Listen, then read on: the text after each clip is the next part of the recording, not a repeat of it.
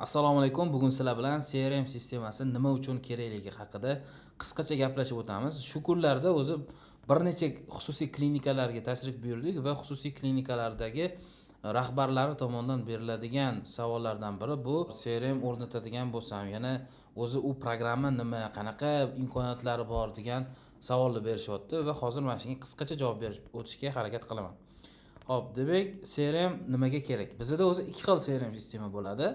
Amo CRM bor, Bittrex CRM bor. Bu ikki xil deyotganim sababi bu keng tarqalganlari, ya'ni boshqacha siz o'zingiz uchun individualniy qanaqadir ishlab chiqishingiz mumkin, lekin O'zbekiston sharoitida juda ham ko'p bizneslar foydalanadigan CRMlardan biri bu Amo CRM yoki bo'lmasa Bittrex CRM bo'ladi. Buni imkoniyatlari qanaqa? Birinchi o'rinda siz mana bu yoqda qisqa qilib ko'rsatib qo'yganman. Birinchi o'rinda mana mijoz yo'qotmaslik. Bu yerda har bitta kelayotgan murojaatlar, har bitta kelayotgan lidlar, ya'ni ijtimoiy tarmoqlar orqali bo'lishi mumkin yoki bo'lmasa boshqa qanaqadir manbalar orqali kirib kelayotgan hamma murojaatlarni bir joyda jamlaysiz.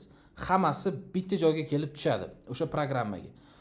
Hamma lidlar bir joyda bo'lgandan keyin ular bilan qayta ishlash ham juda ham oson bo'ladi va aniq raqamlari bor. Ya'ni tahlil qila olasiz. Misol uchun kuniga nechta murojaat kelyapti, undan nechtasi sotib olishga ehtiyoji bor, nechtasi adashib raqam qoldirgan yoki bo'lmasa nechtasi sizni produktingizni sotib olmoqchi emas va hokazo. Aniq protsentlarda ko'rsangiz bo'ladi.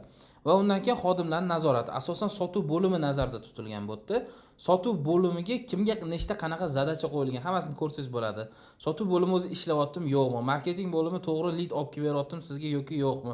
O'sha narsalarni hammasini siz mana shu programmani o'zida ko'rib turasiz.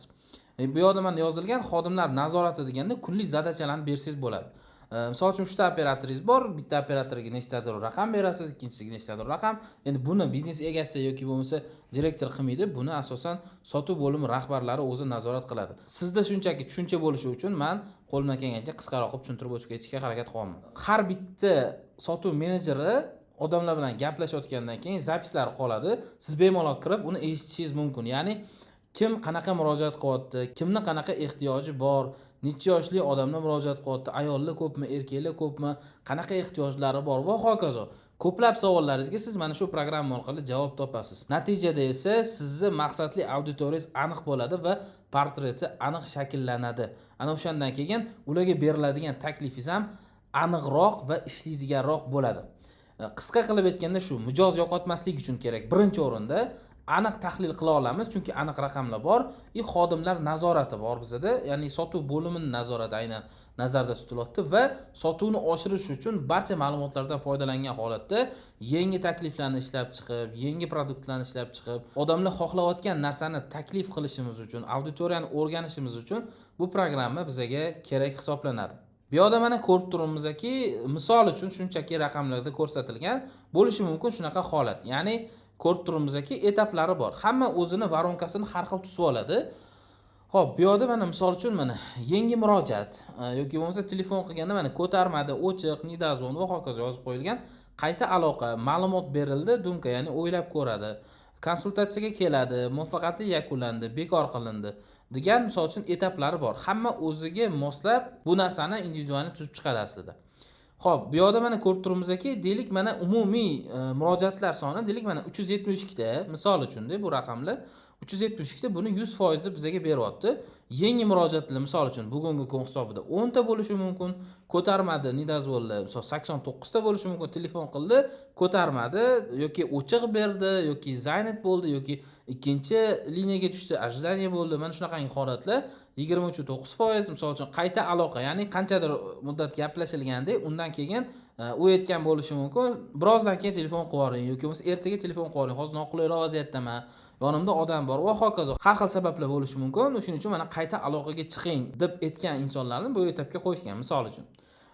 Ma'lumot berildi. Bu yerda konsultatsiya berilgan, produkt haqida tushuntirilgan, mahsulot haqida u mijoz уже tushunchasi bor va ehtiyoji ham bor. Mana shu etapdagi insonlar bilan qayta ishlab o'zimizning mahsulotimizni sotishimiz nisbatan osonroq bo'ladi, chunki biz haqimizda eshitgan, biladi, ma'lumotimizni olgan va ehtiyoji haqiqatan ham bor.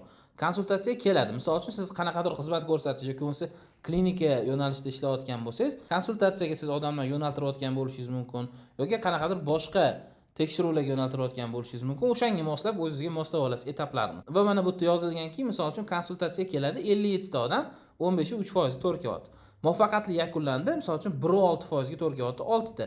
Bekor qildim 97 ta, ya'ni 97 ta odam bu yerda adashib tushgan yoki bo'lmasa boshqa narsaga ehtiyoji bor, narxi qimmatli qildi, bo'ldi olmayman dedi va hokazo. Har xil e'tirozlar bilan sizni mahsulotingizni olishdan bosh tortdi. Endi bular bilan o'zi sotuv bo'limi aslida ishlayotganda o'sha sotuv skriptlari bo'yicha o'zi shug'ullanadi. Har bitta e'tirozga beriladigan qayta takliflar ham bo'ladi. Ana o'shalar ustida sotuv bo'limi ishlashi kerak. Va bu yerda siz yutadigan tomoningiz mana shu tablitsani siz ko'rib tura olasiz. Kuniga nechta murojaat bo'lyapti, oyiga nechta murojaat bo'lyapti, nechta odam kelmoqchi konsultatsiyaga, nechta odam sizni produktingiz haqida eshitdi, bildi va sotib oldi yoki nega sotib olmadi. Mana bu yerda siz ma'lumot berildi degan odamlar misol uchun mana 77 ta bo'lsa, misol uchun ular agar sizni klinikangizga kelmasa, siz yana tahlil qilishingiz mumkin. Nima o'zi so'ragan edi, nima xohlagan edi va hokazo. Keyin har bittasi bilan yana qayta aloqaga chiqib, boshqa narsa siz taklif qilishingiz mumkin. Undan tashqari siz o'sha yerda gaplashilgan gaplarni eshitib, odamlarning ehtiyojini aniqlaysiz va ular bilan qayta aloqaga chiqib, nima imkon bo'lganda siz kelgan bo'lardingiz yoki bo'lmasa qanaqangi ustunligimiz bo'lganda yoki sizga nima qilib bersak, siz bizani klinikamizga deylik tashrif buyurgan bo'lardingiz degan bir savollarga javob olishingiz mumkin. Bu sizga nima beradi? Odamlarning ehtiyojini chuqurroq o'rganasiz va undan keyin insonlar o'zi xohlayotgan narsasini o'ziga qaytarib berasiz va sizning sotuvlaringizga ham ijobiy ta'sir qiladi, undan keyin brendingizni taniqliligiga ham ijobiy ta'sir qiladi. Sodda qilib aytganda mana shunaqangi funksiyalarni bu CRM programmasi bajaradi. Undan tashqari deylik, o'tda SMS rasilkalar yuborishingiz mumkin yoki bo'lmasa hamma ijtimoiy tarmoqlarni u bilan integratsiya qilib qo'yib, hamma nafaqat sizga kelayotgan lidlarni, balkim kommentariyalarga o'sha yerdan javob berishingiz mumkin. Juda ham bir ko'p imkoniyatlari bor. Mana shunaqangi programma hisoblanadi. O'ylaymanki, umuman tushunchasi bo'lmagan insonlarga qisman bo'lsa ham foydali bo'ldi degan umiddaman. Hammaga rahmat, sog' bo'linglar.